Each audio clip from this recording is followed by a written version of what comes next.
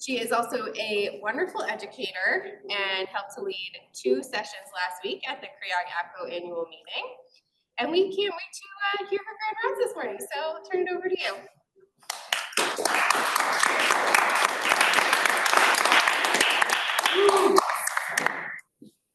Good morning, thanks for coming. So today we're going to talk about AI.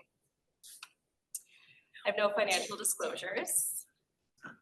So you might be wondering how I, as a fourth-year OBGYN resident with no engineering or coding experience, came to present at grand rounds on artificial intelligence in medicine.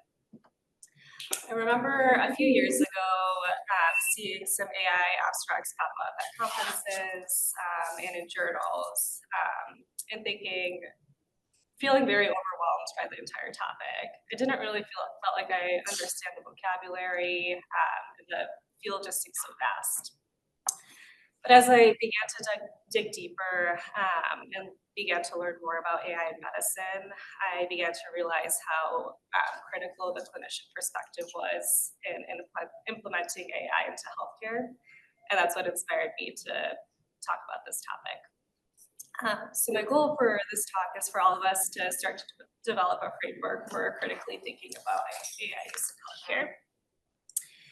And we'll do that by going through a few learning objectives. So the first objective is to define some basic artificial intelligence terms. We'll review the history of artificial intelligence. We'll discuss application in medicine and OBGYN. We'll examine some pitfalls and legal considerations, and then we'll consider the physician's role. And so we'll start at the most basic level, and that's defining what artificial intelligence is. This is a question for people in the crowd. Does anyone have a basic idea of what artificial intelligence is, or have like some first thoughts that kind of come up when I think about AI? And it can be anything, and it can be wrong. Robots, definitely. I think it's hard to give a definition just because it is such a broad field that encompasses so many things. But in its most basic definition, it's a technology that enables machines and computers to perform tasks that are typically associated with human intelligence. So things like learning, reasoning, problem solving, decision making, and communication. And so now that we have our umbrella definition of AI, we can go a little bit deeper. And so a little bit more nuanced than just artificial intelligence is machine learning. And this is the development of algorithms that can learn data and generalize that data to new situations. And so in machine learning, the model is fed large amounts of data, which then it analyzes to find patterns, and then it can apply those patterns to new data. If we go a little bit more specific, there are neural networks, and these are a specific type of machine learning algorithm that mimics the structure of the brain and creates these interconnected maps like neurons. And it's able to learn complex patterns from data. Then we get to deep learning, and this is even more advanced. The deep learning refers to the depth of layers in the neural network, and so a neural network of more than 3 layers is considered deep learning. And the most advanced is generative AI, and this aims to create entirely new content, so text, images, music, that resembles existing data by learning the underlying patterns within it. So now we'll move to the evolution of AI. And so the concept of using computers to simulate intelligent behavior and critical thinking was first described by Alan Turing in 1949. And Turing described a simple test, which later became known as the Turing test, to determine whether computers were capable of human intelligence. In this test, the human evaluator judged a text transcript of a conversation between a human and a machine, and the evaluator then tries to identify the machine. And if the machine passes, the evaluator cannot reliably tell them apart. So this hypothetical test spearheaded the idea of what is now known as artificial intelligence. In 1955, the phrase artificial intelligence was first coined by a Dartmouth College conference. And then in 1961, the first industrial robot, Unimate, joined the assembly line at General Motors and performed automated die casting. And in 1966, Shaky, the first electronic person, was developed, and this was created at the Stanford Research Institute. It was the first mobile robot to be able to interpret instructions, and rather than simply following one-step commands, Shaky was able to process more complex instructions and carry out appropriate actions. The hardware that was designed was really primitive. It was like essentially just this tower of metal that moved around, and it shook a lot as it moved, which is why they called it Shaky. But the software was really revolutionary, and this was an important milestone in AI. And so then we get to a period between the 1970s and 1990s that's considered the AI winter, which was a period of reduced funding and reduced interest, and subsequently fewer significant developments in AI. In 1997, Deep Blue, a chess-playing computer from IBM, defeated the world chess champion. In 2002, Roomba, the robotic vacuum cleaner, was released. In 2011, Apple released Siri, and then Watson won Jeopardy! And Watson was an open domain question answering system created by IBM that competed with human participants and won first place of Jeopardy! And it was able to do that by using natural language processing and various searches to analyze data and generate probable answers. And then in 2022, the AI chatbot was released. And so as we were seeing these advances happen in the field of tech and business, there were also some early applications in healthcare. The first one was this system called Mycin, and this was developed in the 1970s. And this is a tool that could be used by clinicians to identify the correct pathogen that might be causing a patient's infection and recommend the appropriate antibiotic. And so this AI system had a knowledge base of 600 rules, and then could provide that list of pathogens and antibiotics by having the clinician answer a series of yes/no questions about the patient. And then based on those answers, it would provide a list of those pathogens. In 1986, DX-Plane was released, which was a clinical decision support system that a physician could input symptoms into it, and the model would generate a differential diagnosis based on 500 diseases, and this was later expanded to have over 2,000 diseases. And then in 2017, Watson, which is the same Watson that won Jeopardy!, was used in research about ALS. And Watson was able to filter through all RNA binding proteins in the genome to identify new RNA binding proteins linked to ALS. And then in 2018, Arteries, which is a company, released a product called Cardio AI that was able to analyze cardiac MRIs in a matter of seconds. So now we'll move to some applications in modern medicine and OBGYN. And so the applications are very vast. There's potential for AI use in clinical care, such as diagnosis, treatments, prognosis, telehealth. There's the potential for its use in more like administrative tasks, clinical operations, as well as medical education and scientific research.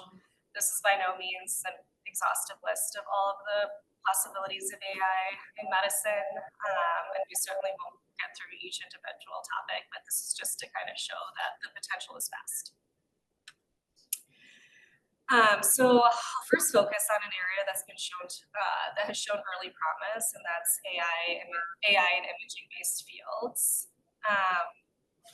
And it's not entirely surprising that AI has been so successful in this kind of subfield. because as we know, a fundamental pillar of how AI works is recognizing patterns in large amounts of data. So this is an example of a study that was done through pathology, the Chameleon 16 study. In this milestone study, H&E images from sentinel lymph nodes of breast cancer patients were used with the aim of identifying metastasis. And so with no time constraint, deep learning algorithms showed similar performance to pathologists in detection of micrometastasis.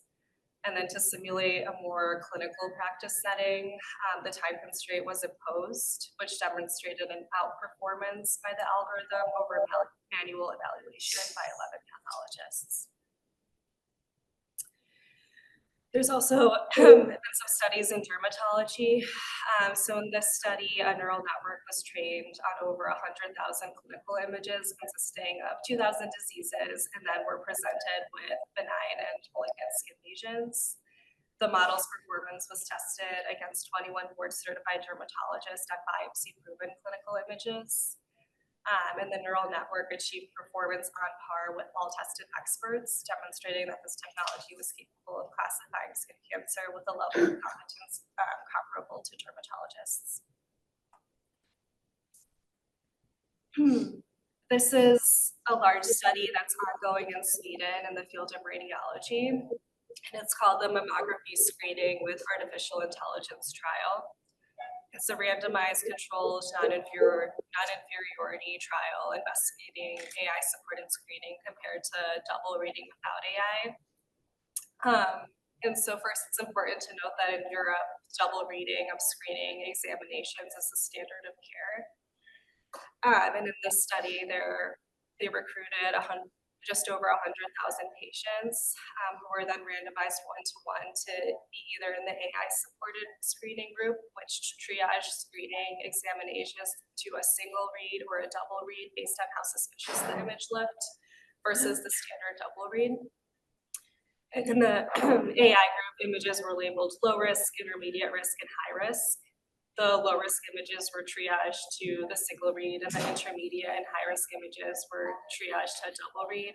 And the AI model also highlighted suspicious findings on the intermediate and high-risk groups that the radiologist could view. So this study found a 29% increase in cancer detection when the AI-supported screening was utilized compared to a standard double read. And it also showed an increased detection of in situ invasive cancers, and there was not a significant difference in the false positives in the AI group. The AI support group also had less total reads by radiology, so around 60,000 compared to 110,000 in the control group. So this decreased reading would, in theory, free up some time for breast radiologists to focus on more complex patient-centered tasks. This study was in the field of general surgery, and so this is also image-based, but not necessarily in the way you would traditionally think image-based is in like radiology and dermatology pathology. So there was this deep neural network that was created called Go, No Go. It was trained using surgical videos of laparoscopic cholecystectomy to interpret the operative field and identify safe zones for dissection. So those are considered go zones, and dangerous zones of dissection or no-go zones. The model was trained on 300 videos from 37 countries and 153 surgeons who annotated those videos for those safe zones. And then once the model was created, it was externally validated in this study by 6 high-volume surgeons from the SAGES Safe Cholecystectomy Task Force. The surgeons were asked to annotate frames from 25 laparoscopic cholecystectomy videos and identify safe and unsafe zones, and then those zones were compared to the zones created by the model. And so the image on the right, A, is just like the frame without any annotations. B, the green is like the go zone or safe zone as determined by the model. The red is the not safe zone as determined by the model. And then E and F are the areas where the surgeons marked would be safe and unsafe. And the reason for the different colors is white was where like 100% of surgeons, marked that area. And then as you go further out, less and less surgeons mark that area. So it's kind of like a heat map. So what the study found was that the AI model showed a good degree of spatial overlap with expert consensus. So it had high specificity, positive predictive value for the go zones, and high sensitivity and negative predictive value for the no-go zones. Further directions that were discussed for this proof of concept validation study were to someday use this technology for real-time navigation during surgery or possibly for post-operative feedback. And then later, different group of researchers, different AI model that they trained it to identify key anatomy during laparoscopic cholecystectomy and actually set up that model during surgery to identify anatomy like in real time. And according to those authors, the technology was able to recognize anatomic structures in 92% of the laparoscopic cholecystectomy steps.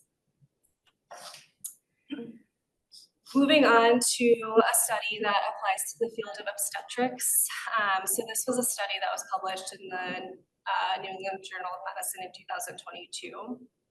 And it was about using AI to estimate gestational age from blind ultrasound sweeps.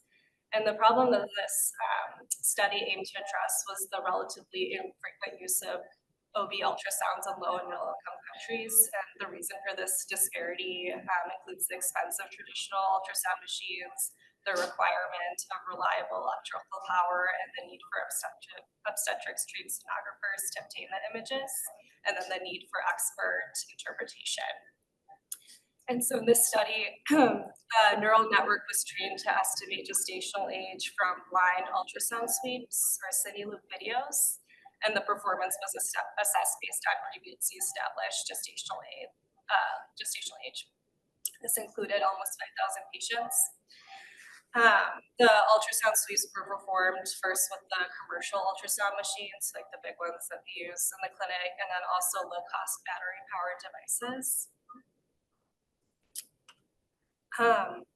So they, like I mentioned before, had around 4,600 pregnant patients that they recruited from North Carolina and Zambia. Scans of 3,500 of these patients were used to train the model, and then the other 1,000 were used in the testing set. And within that testing set, they were further broken down into 3 groups. So one group was like the main test set that included both patients from Zambia and North Carolina, and they used like the big, normal ultrasound. The second group was an IVF test set. And this test set was patients who conceived with IVF and whose gestational age was known with certainty. And then there was the NAPIS test set that included patients from whom sweeps were collected by an untrained user with low-cost battery-powered devices. And to be included in the test set, a pregnancy had to be dated by either a prior ultrasound or IVF so that the gestational age was known. And so what they found was that when provided blindly obtained ultrasound sweeps of the gravid abdomen, the AI model estimated gestational age with accuracy similar to that of trained sonographers conducting fetal biometry. And whether this technology can be successfully disseminated into healthcare systems and low resource settings requires further study, but it's kind of an interesting thought to think, like, can we expand our use with lower levels of ultrasound to expand the capabilities of ultrasound in places that don't have them. Moving to a slightly different application of AI, so we're going to shift more to patient counseling. This was a study that evaluated ChatGPT for use in pelvic floor surgery counseling. And the goal of the study was to determine if ChatGPT could answer common patient questions about pelvic surgery. The accuracy and completeness of ChatGPT responses to information in standard patient counseling leaflets regarding common urogynecologic procedures was compared. And so They used 7 publicly available standard patient counseling leaflets for common prolapse and urinary incontinence procedures that were developed by IUGA, and those were compared to ChatGPT generated responses on the same topics. Those topics are listed on this table. And so for each IUGA leaflet, a separate ChatGPT chat was created, and the questions from the leaflet were sequentially asked to ChatGPT verbatim. The responses were then provided to 7 urogynecologists who graded the accuracy and completeness of the ChatGPT responses compared to the standard patient information leaflets using 5-point Likert scales. And then they repeated this process 3 months later to assess for consistency over ChatGPT, since ChatGPT doesn't give the same exact answer every time, and the technology kind of evolves over time. So then they analyzed the consistency between responses. For the first set of ChatGPT responses, the median accuracy was 3 and the median completeness was 3. For the second set of ChatGPT responses, the median accuracy was 3 and median completeness was 4. And so they kind of, to summarize, the accuracy and completeness scores of ChatGPT responses did not differ compared to standard patient information leaflets, and then those scores also improved 3 months later. And this is important because we know that patients use the internet to read about their medical conditions and treatments, and there's no reason to think that they don't use ChatGPT to learn about their surgeries or treatments. So it's important to know if the information that they're getting from these searches is accurate, and then to consider if somewhere down the line we could potentially use this to augment patient counseling. Okay, so far we've defined our basic AI terms, we've reviewed some history, we've discussed our applications in medicine and OBGYN. And now we'll move on to examining some pitfalls and legal considerations. And to understand the limits of AI, we have to familiarize ourselves with some more terms. So the first term is something called a hallucination. And this is when AI generates an incorrect output that was not based on the data it was trained on. And this can happen when, let's say, an AI chatbot is faced with a query that doesn't clearly match the training data, so they might generate a plausible sounding but incorrect response. And so an example of this would be an AI customer service chatbot that provides the customer the wrong return policy timeline. And there's something called a black box system. So as we discussed earlier, deep learning systems are trained by being fed really large amounts of data. The models that process this data and identify patterns, and that's how the neural network is able to categorize things it's never seen before. In a black box system, we can see the input data that the system is trained on, and we can see the output result, but we don't understand how AI arrived at that conclusion. And so that makes it really hard to identify a bug in the model or explain or even trust its reasoning. And so, for example, if there was a driverless vehicle that hit a pedestrian instead of hitting the brakes, because of the black box nature of the system, we can't trace the system's thought process and see why it made that decision. And this causes a problem when we're training these systems, because the goal is to expose them to as much data as possible so they can learn the correct behavior. However, because there's an infinite amount of situations and permutations that can happen, we can never know if the system is robust enough to handle every situation.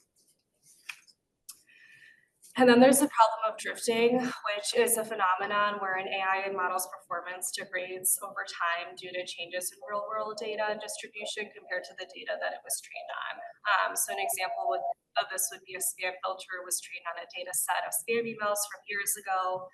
Now spam has new tactics, so that old model can no longer filter through this new spam correctly. So you can see how problematic this would be an application in healthcare where decisions are more complex. it's easy to see how an AMI model, could inappropriately hallucinate the wrong antibiotic, or, seeing how a black box system would make it really difficult to perform root cause analysis because we can't understand how it makes its decisions. There's also the concern about amplifying bias. And so we've already discussed many times that AI models learn and make decisions based on their training data. And we know that historically medical research has underrepresented certain populations, and this presents the issue of amplifying bias when using data that contains these biases. This study sought to evaluate race-based bias in popular large language models. And so for large language models, we're asked questions based on debunked race-based falsehoods. And the topics for these questions were chosen based on documented false beliefs that medical treaties have been shown to have regarding race. Those topics are seen, it's a little small on the graphic on the right. And the questions were asked 5 times to these popular large language models. 2 physicians reviewed each response and documented whether it contained debunked or race-based content. So on the graphic, the x-axis is like the 4 popular large language models. So far, ChatGPT, Claude, and GPT-4. And then the more red the box is, the higher number of false race-based responses. An example of one of those responses is the Claude model demonstrated biological racism and incorrectly stated that studies show Black individuals tend to have higher rates of GFR alpha receptor pain detection. All models had examples of perpetuating debunked race-based falsehoods.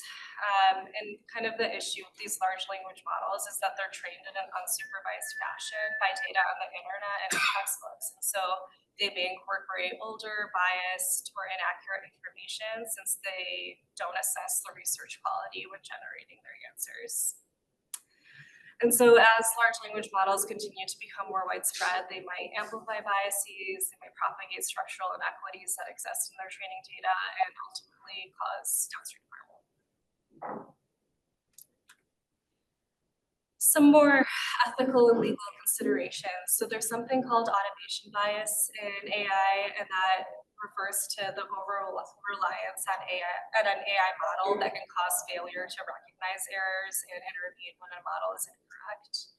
So an example of this would be missing errors in visit notes produced by a speech-to-text model, or failing to edit an incorrect large language model drafted reply to a patient chart message.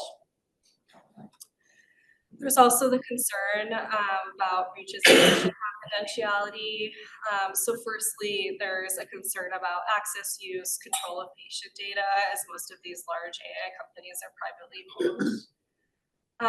Some recent public-private partnerships for implementing AI have resulted in poor patient privacy. And as such, there's been calls for greater systemic oversight of big data health research. Another risk is the concern of external privacy breaches through AI-driven methods. And also there's a concern that if a research study is using anonymous patient data to train an AI model, the model is so good at kind of identifying algorithms and patterns that it might be able to re-identify individuals. And then lastly, the implementation and maintenance of AI requires a significant amount of investment and maintenance. We have to talk about the environment when we're talking about AI. We know that the AI requires very high energy consumption. It's very difficult to estimate the exact value of environmental impact of AI, but it's thought to be very large. These large AI companies are privately owned and they don't publish this data. But we know that in order to create these and maintain these models, there's massive computing power that's required. It requires significant carbon emissions due to reliance on fossil fuels, high water usage for data center cooling, mining and manufacturing of hardware components, and they use a lot of electricity. The estimated cost to train a single large language model is around 600,000 pounds of CO2 emissions, which is equivalent of 125 round-trip flights between New York and Beijing. And the carbon footprint of a single generative AI query is estimated to be 4 to 5 times that of a single search engine query.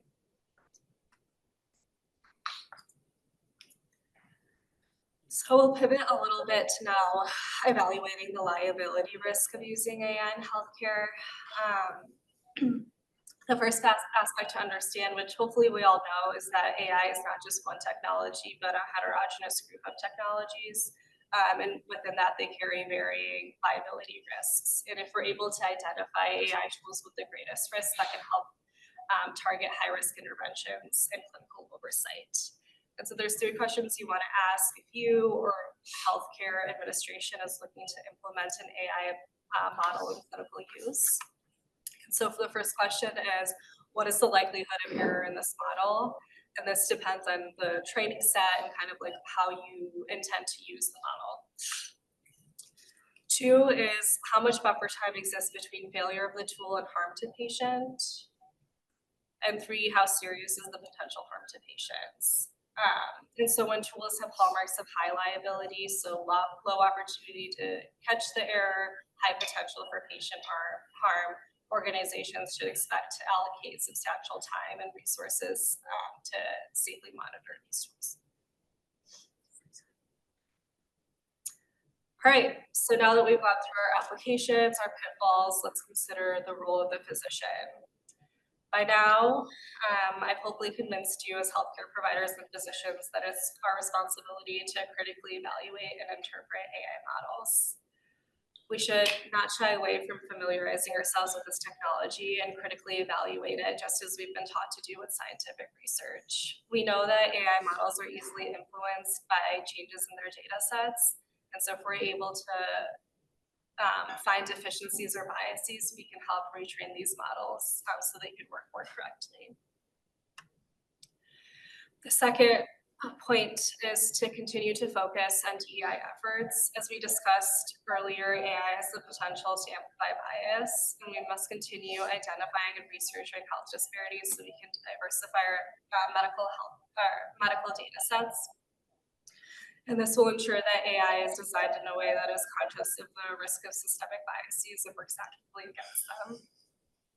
In the same vein, if you're going to use an AI model, it's important to consider if the model that you're using was trained in a population similar to the population that you plan to use the model in. And then third, we should advocate for responsible and transparent use of AI in patient care. Application of AI in healthcare is really complicated and requires multidisciplinary teams. It can't just be the engineer who comes up with the AI model and who's in charge of implementing this technology. It's important that AI has oversight committees similar to the IRB to ensure ethical AI use in healthcare. Here at UW, we have an inaugural physician administrative director of clinical artificial intelligence, whose name is Dr. Brian Patterson, and he provides oversight for AI initiatives at UW Health.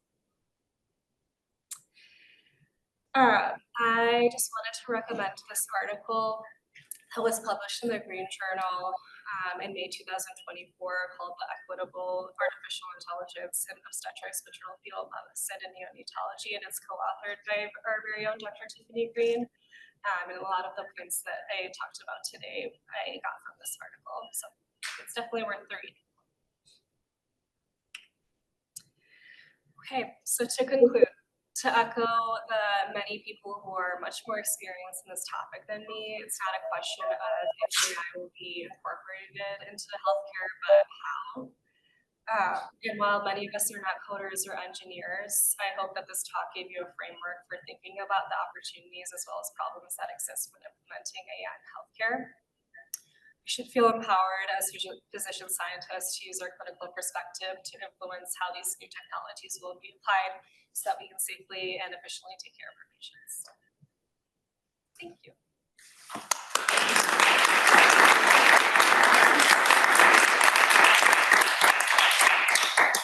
What a great talk. Thank you. So we'll just announce the code for everybody is SARVAL, SARVAL. And questions for Dr. Tamkus?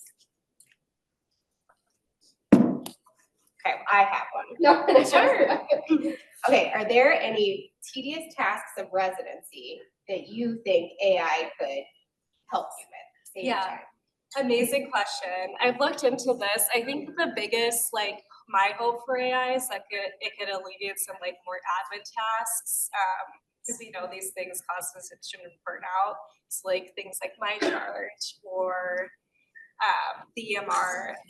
There hasn't been a lot of like really promising data yet that it can be helpful. The studies that I found about like looking to see if AI can help like answer my chart messages still required a lot of like oversight and supervision and reading through to make sure that what they were saying was like accurate and appropriate to send to patients. So it didn't really like decrease the burden of clinical work. But I know that UW is piloting like AI use in nurses to answer messages. So they still have to like kind of read through what the AI large language model gives them. But like, I think there's promise that if we can train it to give appropriate answers, it might be helpful. I think if we're gonna use it in healthcare, we probably can't use these like privately owned companies. Like we shouldn't be using like ChatGPT because we don't know what data they're being trained on. And as we discussed earlier, like they can be getting their answers from things that are just not true. So maybe if we're able to like train our own model that's based on like the data that we agree with and that's true, that could be helpful. But yeah, I think it's a work in progress. I hope that in our time, we can implement that to help with those admin tasks and the burden of my chart. Yeah, thanks so much. There's no question this is going to change this medicine. You mentioned Ryan Patterson. My understanding is there are some pilots, not just for nurses for my chart messages, but for providers as well. That sort of like, starting the message and then you kind of take it from there and adjust, but actually taking some of the edge off. And I also understand there are some pilots in the the provider documentation space. So are you aware of any of those, or did you look into any of that? I heard of that. I didn't see it like I couldn't find it like on the intranet, but I have heard that they are piloting that. Yeah, because I think isn't that how the ambient listening works? Yeah. They got ambient listening pilots going on, so this is a moment to just say something about it. Yes. Is it good? Yes. Problem is it doesn't like put it in, like it just puts all your past medical history, surgical history stuff as text, and then like separate out a gyne history. Like it doesn't. We're used to seeing things in like OB history, gyne history, like all of that, and then it like filters out your conversation, so it doesn't like the dumb chit chat I do with patients. But then it also filters out like me consenting a patient for a medical student pelvic exam under anesthesia, weirdly. So pros. I think some things it's probably better to get templates for. But like for a new consult where you're doing a lot of stuff from scratch, it's really helpful. If you have a lot of dot phrases for like the counseling you do, I don't know. It'd be interesting to see how different the AI for counseling compared to, you know what I mean? Yeah. Can you just explain it to people? Because I don't think everybody knows what. So basically, you're going out there, and you have to consent the patient if they want to, if they're okay with you listening, and then you hit record on your phone, and then you put like the patient's pronouns and such, and then you record, and then at the end, you can pause it if you leave the room or whatever, and then at the end you hit generate note, and it you have to put in the ambient listening template, smart text or whatever, and then it just creates it for you. Yeah, I watched Ross do this yesterday when I got him from work. He had client in the morning, and he said that one of his favorite things in using this so far is that he does like a chart review. He parses charts. He just records it, and then we'll just be like, "Oh, patient has CT scan in 2022." But like and it will just catalog like all that physical history and put it in like the HPI. Amazing. I wonder if you can train it to do the organization, like Dr. You Dover can, was saying, of the yeah, different. like you have to like individualize, teach it how to integrate it to your liking, and there's probably gonna be like huge advancements in like the abilities to do that, but. And eventually it's gonna train all of it on our ethics, right? So it's gonna be more accurate. Like this is complicated, we just need to jump in. Agreed. Rusha. I also don't have a question, just wanted to add to the discussion. At Winter SGO, there was like this presentation about how the newest advancements in AI, they're like on AI pathology slides and like diagnose what kind of like malignancy potentially could be, and I thought that was like really cool. So I'm also excited to see what happens. I'm just curious, any research you saw anything about like professional organizations, maybe like putting up buffers to this? Like I can imagine a little pathologist here that a study found it equivalent to diagnosing malignancies and that they're not keen on that happening. No, but there is the fear that like, oh, are we like not gonna have pathologists or radiologists because AI like takes over their jobs? But I think like the tone is more, we're using AI to augment clinical care. And there's no like, hopefully, replacement for like clinical expertise and clinical judgment. And so I think like, I really liked that radiology study I talked about earlier with mammography, where like AI was used to triage low and high risk scans. And so then like the radiologist could focus on like the more suspicious ones or like take time to do that instead of just being bogged down by these like scans that are fine. So I see it more as like augmenting. I don't know if like pathologists and, you know, radiologists and dermatologists feel the same way, but at least like that was the tone in these papers. And when I say jump in, I mean, we have to jump in because it's happening. It's happening whether we say yes or no. We want to jump in so that we can harness it to try and transform it in a way that can improve patient care, right? Right. Artificial intelligence is not going to deliver babies, and it's not going to do school. Right. But there's a lot of things that we can potentially harness to the benefit of our patients. Totally. I think one area that can really help with physician burnout that you mentioned briefly is the MyChart messages and the response to that. I was talking to a friend over the weekend who's non-medical, and her daughter had a brain MRI and the result came in like on Friday afternoon. And so she didn't receive a response from the clinic, and she was obviously anxious to hear the results. So she put it into ChatGPT, and then they like broke down. She showed it to me. It was actually like crazy, and it broke down in kind of layman terms each of the results, and then it had this caveat, but you should really talk to your physician. Yeah. And then she was like, do I need to freak out? And ChatGPT was like, no, I would recommend talking to your physician. She was like, do I need to go to the emergency room? And they were like, no, this is something that can wait until you can talk to your physician. But it was, and it gave her confidence and like helped to calm her down so that she could wait until Monday, well actually Tuesday, until she heard a response. But I was really impressed with how it explained the radiology results and like explained why did gray matter and like all of that to her, and it was like exactly what the physician ended up saying. Yeah, yes, I agree. There's lots of promise in it. I like just try little things. Like I was like, can you describe the steps of a hysterectomy? And it was actually like very thorough and correct.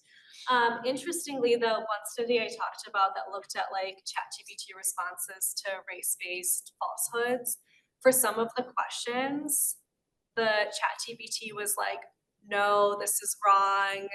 Asking things like this like perpetrates, you know, race-based falsehoods, but then like other times it would say something completely different. So I think it's a mix. I think, and overall there's positive things about it, but it's definitely not perfect. Yeah, well, it's training on what is actually out there. Right. So the hallucinations are just, there's a lot of disinformation, misinformation, and falsehoods. But if you haven't gone in and tried to ask it a medical question, ask ChatGPT a medical question, I recommend people do, because it is impressive how close to what you might, as an expert, know in many cases. Agreed. This was awesome. Dr. Hardbach mentioned that AI is not going to be doing surgery and not going to be doing certain aspects of it. And I'm curious because I think about this when we are incorporating more technology into surgery, such as the robotics when they started in the 2000s or 2010s, and I'm comparing it to things like self-driving cars. Was there anything in terms of the timeline that you've seen about what people are even dreaming about what 5, 10, 20, 50 years down the line looks like this? And are we going to get to the point where we are fully replacing pathologists? Are we fully replacing surgeons? Is that something that's been talked about? Yes. The surgery one was interesting. So like the one study I talked about AI like looking and interpreting the operative field. There's thought of like implementing that. Well, one of the studies did like implement that in real time in surgery to see if AI can identify it, and then maybe like in surgeons who has less experience or training, it could be like an adjunct, like, oh, AI doesn't think you should go there. Is that true? I don't know. And then what was the other thing I was gonna say? Oh, there was another study in surgery that was using AI to assess like the economy of motion of surgeons on the robot. So that could be used kind of more for like a medical education standpoint of seeing like, oh, you're like wasting your time doing this, or this is how you can improve your economy of motion, because it can get that real-time feedback from like how you move the arms of the robot. So I think that's like a potential. I don't think like AI should be doing surgery, because there's so much like an anatomical variation. I don't know. I do not think we're there yet. I think we're still gonna do surgery, but we'll see. Thank you.